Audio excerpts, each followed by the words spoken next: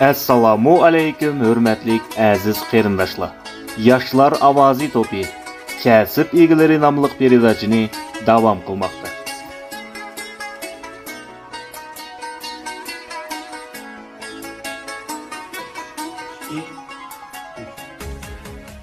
Assalomu alaykum aziz qarindoshlar. Bugungi bizning studiyamizga kelib o'tirgan geolog akamiz hozirgi vaqtda Germaniyada ishlab o'qiyotgan İbrahim İlham. Endi söhbətimizni başlamay turib, özünüz to'g'risida tanıştırıb ketgan bo'lsangiz. Özüm ismim İbrahim İlham. Özüm Germaniya, Bochum'da o'qiyman, geografiya fakultetida. Hozir Qirg'izistonga stajirovka bo'lib kelgan. Az bo'lsa, qis bo'lsin, vaqtim ap sizlar bilan tanishishni aytib xursand. Kelish sababi müşet yosh bolalarni motivatsiya qilib, Germaniyada qanday o'qisa bo'ldi, qanday ishlasa bo'ldi. To'g'ri bir qisqa prezentatsiya qilmoqchiman. Qozog'istonga kelgan maqsadingiz to'g'risida aytib bergan bo'lsangiz. Endi mening Qozog'istonga kelgan maqsadim men Qirg'izistonda stajirovka bo'lib ishlayapman. Qozog'istonda nihoyat ko'p Uyg'ur maktablari bor ekan. Endi mening maqsadim shu Qozog'istondagi yosh Uyg'ur bolalarni chet elga berish, yangi ellarga berish, uyg'unish maqsadi bilan keldim. Shunga men Qozog'iston yoshlarga Yevropada qanday o'qish bo'ldi, Vengriyada qanday o'qish, qanday ishlasa bo'ldi, to'g'ri tushuntirib bermoqchi. Biz yoshlarimiz to'g'risini qachondan beri bilasiz?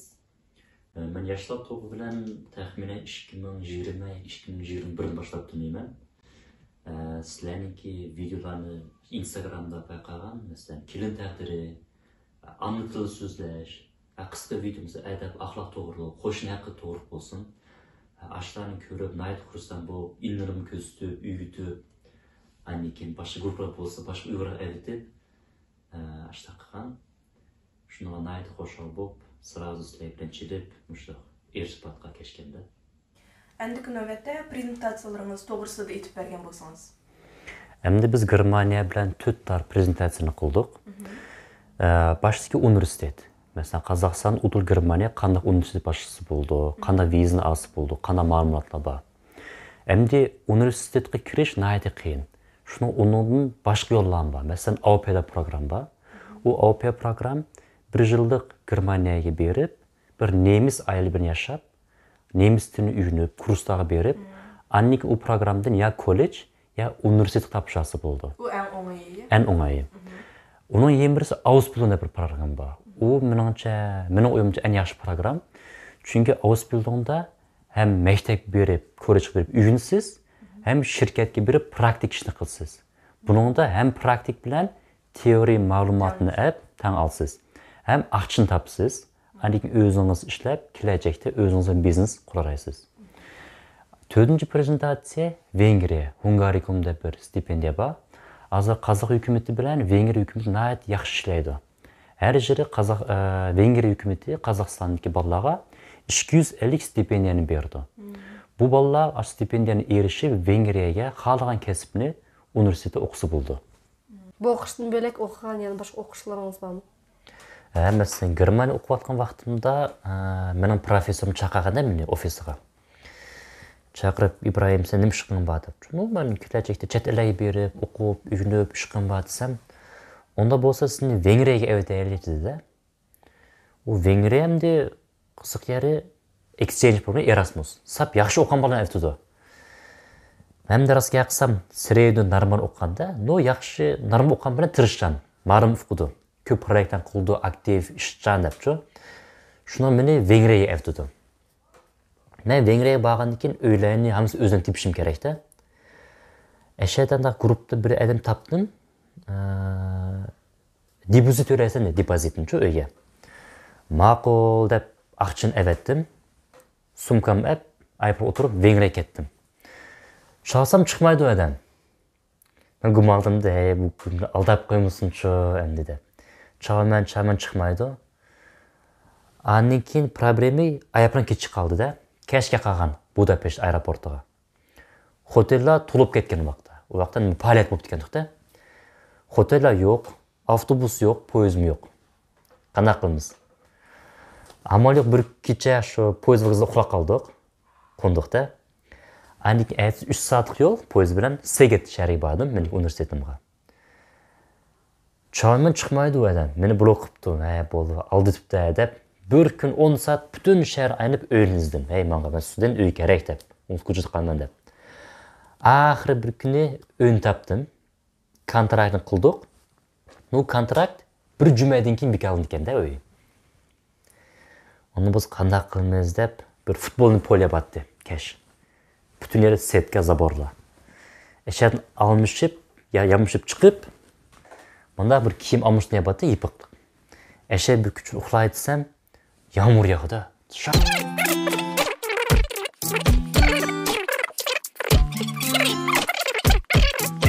Aş malum sözüm estep, to'g'ri deb degan to'q, chin tutib degan to'q deb. Shunda mening geografiyam nayt yaxshi bo'lgan. Navyera şu Öztürk malum sebebiyle geografiyani okudum. Қазақстан Uyghur yaşları Germaniyada o'qishga tushishi mumkinmi? Albatta tushishi mumkin. Lekin o'qish tushish ham adam o'ziga bog'liq. O'zi qiyinchilik chidayman, tirishman, qiyinchilik kelsin uni hal qilman degan bolalar 100% Germaniyaga berib tirisha oladi. Agarda tirishamizsa, qattiq qiyinchilik chidayamizsa, Germaniyaga kelishni tavsiya qilmayman. Eğrikçara qiyin kuniga chiday olsa, sabr qilgan bola bo'lsa, dunyoning butun yeriga o'qishib ham ishlaydi. Endi mana mushu Qozog'istonda o'qish tamomlagan va Germaniyaga berib o'qishga tushalamdi, qanday o'qishlarga tushalaydi? Ya'ni u o'qishni tamomlagandan keyin oldi bilan qanday yerdan, qanday ishdan boshlig'ini durust deb o'ylaysiz? Endi Qozog'istondagi kollej o'qigan bola bo'lsin, universitet bitigan bola bo'lsin, eng muhimi til. Til bo'lmasa dünya her qanday yere ep gitolmaydi. Shuna men tavsiya qilganim, shu Qozog'iston nemis tilini, qonunni yaxshi o'rganib, aning Germaniyaga o'zining kasbini har yerda ishlasa bo'ldi. Kollej bitigan bolalar bo'lsin, nemis o'rgansa, Germaniyaga berib, o'zining diplomi bilan o'zini ishlaydi. Masalan, kompyuter o'qigan bolalar bo'lsa, Germaniya kompyuter o'qiy oladi. Lekin u yerda qiyinchilikqa uchrasmaslik uchun nemis tilini yaxshi o'rganish kerak. Yerda o'qish bilan ishni tang epmangin bo'ldi. Hem o'qishni, hem ishni tang epmang oladi. Shu vaqtda Germaniyaga o'qishga tushishga mumkin dedingiz. Endi shu Germaniyadagi bir o'qish o'rinlarini, qaysi o'qish o'rinlarini tushishga tavsiya qilsangiz hozirgi yoshlarimizga? Endi Germaniyada ko'p adam o'qidi, ishchilar nayt az. Qiyra ko'p, yosh bola az bo'lgani uchun, masalan, medsestra bo'lsin, aşxanada bo'lsin, mashin qurashtirish, IT, kompyuter, management her türlü qisi bo'ldi. Eng muhimi bolalar aqchini o'ylamay o'zining ko'ngli nim bo'lsa, qaysi kasbni yaxshi ko'rsa, qaysi kasbda o'zi mamnun bo'lsa, ash kasbni o'qishga tavsiya qilaman. O'qishni itlarini atab o'tgan bo'lsangiz, qaysilari? Masalan, Ausbildung bor. Ausbildung kollej ham ishlaydi, ham o'qiydi.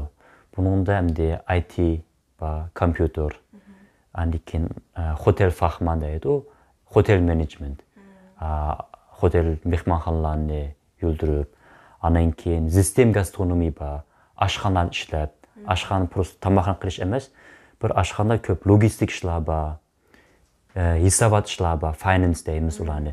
Ash hammasini yurdirib, bir oshxona qanday yurdirdi, sistem management degan ashni o'rganadi. Endi shu Germaniyaga berib, o'qish o'rnini tamomlagandan keyin shu yerda ishlamdi yoki Qozog'istonga kelib ishlamdi? Endi kelajakda Qozog'iston Germaniyaga berib, 3 yil o'qib, xalsa Germaniya ishlasin bo'ldi. Menimcha Germaniya ishlab, Germaniya texnikani o'rganib, ma'lumotlarni olib, keyin ana vatanga qaytib, Qozog'istonga yaxshilik qilib, mushaytiki xalqlar yaram qilib qilsa bo'ldi. Nemislarning nayt yaxshi bir so'zi bor. Nemis aytib beray. Vergiss niemals die Heimat, wo deine Wiege stand. In der Ferne findest du kein zweites Heimatland. Bunu degeni sen o'zingki tug'ilgan yering to'shkingni unutqama, boshqa chet elda ikkinchi vatan topamaysan degan gap. Shuni bizning ham desam vatandan Qozog'iston bo'lgandan keyin chet elga beringlar, uyininglar, tirishinglar, ma'lumot, bilgilarni olib Qozog'istonga yaxshilik qildiganni, me'yatga Uyg'urga yaram qildiganni, yoshlar motivatsiya qilgan ishni qilinglar. Ish o'rinlaringizda qanday qiziqchilik paytlar bo'ldi? Endi aytgandek, men Qirg'izistonga stajировка bo'lib keldim-da, shu azroq ma'lumot olib o'rganishga. Tuniga men shu Qozog'iston berish uchun sim kart kerak-da, bir sim kart olaylik degan to'q. O'tdik Qozog'iston tarafiga. sim kartını aldık. Aniken Қазақстан çıqqangacha sordu. Nima uchun Қазақстан kelding deb. Bir kunga kelibsan, nima uchun kelding bir kun aytsam, sim kart aqildim deb kulib ketdi adam. O sim kart aqini uchun shu Қазақстан kelamiz. Ha, Қазақстанга keldim sim kart aqi uchun deb. Ha, ma'qul deb intervyu qildim. Neden kelding, ishing nima deb aytmadim. Endi tam ura aytsa pasportga tsöd uchib qoldi. Shunga tsöd uchib qoldi-da, onda qaradi bo'ldi. Bir minutga chiqib qolding deb. Endi hayotimni ko'rib boqmadim, hech Germaniya tsöd uchib qolgan yo'q-da. Bayki nima ish bo'ldi desam, tsöd yo'q deydi. Tsöd usho. Saqlaysan deb. Ha, ma'qul saqladik shu, yarim soatda. A potom yana qayta registratsiya qildi meni. Ashna ayt qiziq. Bir просто sim kart uchun berib keldi Qozog'istonga. A potom granic kontrolda sim kartı tsöd uchib qoldi. Hayotimni tunchiqdan ko'rgan ish. Aniki Qirg'izistonga o'tganda naydi bir chaqchaqchi bir akamiz bor ekanda edi. Sachit prikorist. Menga bunda qaraydi, qarasam shu o'rtasi o'xshab qolmadi, qirg'iz, uyg'urlarga. Pasportim bersam, Deutsch, nemis. Da, so o'xshamaysiz nemis debdi. No, bayki men shu Germaniyaga 24 yil bo'ldi yashayotganga deb. Ha, yaxshi. Endi ish qilasың Germaniyada. O'qiyman, studentman debdi. Ha, studentsinmi? Ha, yaxshi. Nemis сөйлейсіңбі? O, söyleyman desam. Ha, Gitter kapo, fantastik debdi, kulib ashadi. Tam urib qo'sh kelingizlar deb o'tkazatdi. Endi Germaniya Uyg'urlarining birligi to'g'risida aytib bergan bo'lsangiz, ya'ni siz uchun birlik degan u nima? Endi Germaniyada aytgandek 16 har xil variantlar bor, ham har xil shaharda butun yerda Uyg'urlar bor.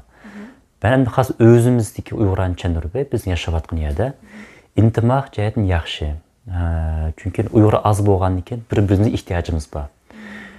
Bir-birimizga ehtiyoji bo'lgan bilan emas, bir yer o'tirib parangiz silib emas, kelajakda bizning avratlarni tebrishimiz kerak. Chunki biz bir yat bir elda yashayapmiz, Germaniyada. Bolalarimiz nemis so'zlaydi. Kelajakdagi avratlar Uyg'ur tilini unutqanmisin deb, mush yilda biz Uyg'ur ana til kursini ochdik. Bu yerda bizning o'zimiz tilini so'zlaymiz, ma'lumlar bor. Uyg'ur adab axloq, tarix, til, ham bizning urf-odat to'g'ri darsdan berib, bir-birimiz yig'ib, ashada yaxshi faoliyatlarni o'tkazamiz.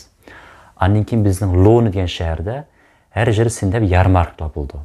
O'zimizningki tamoqlarni pishirib, pechlarni pishirib, madaniyatimizni, urf-odatimizni o'sha nemis qarindoshlarga tushuntirib beramiz. Uyg'urcha ro'yxatga ko'tariladigan qanaqa naqshlarni bilsiz? Men eng yaxshi ko'rgan naqsha bizningki milliy marshimiz. Eng qiziqani masalan Atilla, Chingiz, Temur, biz ularning avlodimiz degan. Значит, bizningki avlodimiz dunyoni so'rgan haqda, millatdan so'rgan. Shuni biz aslida cho'ng atarimiz bor ekan, ularni faxrlanishimiz kerak. Shuni ularni eslasak, значит, biz ko'p tirishimiz kerak, ishlashimiz kerak, cho'ng ishlarni qilib, bizning atalarga loyiq bo'lgan avlod bo'lishimiz kerak deb o'ylayman. Endiki savol, ilm-bilim tarafdan to'r batlarini ichib, har bir yerning Uyg'urlari bilan birga ishlasa qanday qaraysiz? Bu nayt yaxshi bir o'y fikr, chunki Uyg'ur cho'ng bir diaspora, butun elda, chet elda Uyg'urlar bor. Hamma Uyg'urlarni ma'lumotlarni bir yerga kelsak nayt yaxshi. Masalan, Yevropadagi bir ma'lumotlar bo'lsa, buni Qozog'istonga yetkazib bersak, Amerikadagi Uyg'urlar yetkazib bersa, intimoqlashib nayt yaxshi qilaramizda. Tavsiya qilaman, Tarim Network'da bir to'rbeti bor, Instagramda. Ular mashhur amal bor. Butun dunyodagi Uyg'urlarni tunishtirmoqchi. Buni ham yaxshi yeri intimoqda bo'lsak, masalan, beshida ilm, yuragida iymon bo'lgan bolalar bilan yig'ilsak, nayt cho'ng ishni qila olamizda, Xudoy bersa. Shunga hammamiz bir araya kelib o'ylashsak, nayt yaxshi, bu nayt yaxshi o'ylashibsizlar. Kelajakda qanaqa maqsadlaringiz bor? Bu nayt yaxshi savol. Kelajakda har qanday odamga orzu bor.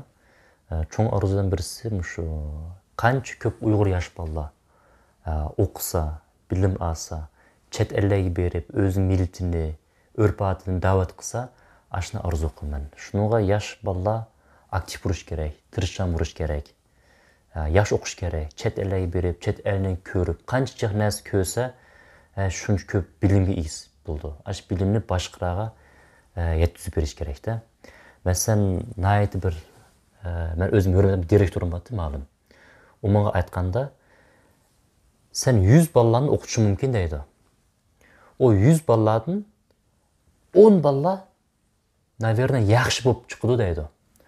U 10 bala yana 10 balani o'rgatsa, qolgan 10 bala yana boshqa balani o'rgatsa, kelajakda cho'ng ishni qila olamiz deydi. Hozir bu dunyoda buzg'unchiliklar ko'p, u bir fakt. Shunga biz yosh balalarni tarbiyalashimiz kerakki, ash buzilgan narsalarni o'xshash buzilgan kuni yasash kerak. Şu adab, axloq, taqvodor balalarni tarbiyalab, kelajakda millatimizni butun dunyoga tunishtirib, yaxshi da'vat qilishni orzu qilaman. Ashuni cho'ng armon orzuyum. Assalomu alaykum, hurmatli yosh bolalar, Qozog'istondagi yigitlar, qizlar. Sizlarga motivatsiya bo'lsin. Tirishsanglar, xohlasanglar, ko'p ergi beringlar. Chet ergi beringlar, ishlanglar, uyininglar. Uyg'urlikni yo'qotqanmanglar. Chet ergi borsanglar, nayt cho'ng yo'llar ichiladi sizlarga. Qancha ko'p yerga borsanglar, yangi narsa o'rganisizlar, yangi odamni tunishsizlar va kelajakda cho'ng ma'lumotlarga erishsizlar. Bu cho'ng da'vat deb o'ylayman. Chunki sizlar Uyg'ur bo'lib, o'zlariningki tilinglarni, millatinglarni boshqa ellarga, boshqa odamlarga tunishtirsizlar. Buningdan nayt go'zal ish yo'q deb o'ylayman. Tirishinglar, qiyinchiliklar bo'lsa-mu, chidanglar, sabr qilinglar, ko'p uyininglar, ham kelajakda avratlarni adab, axloq bilan yaxshi tarbiyalanglar.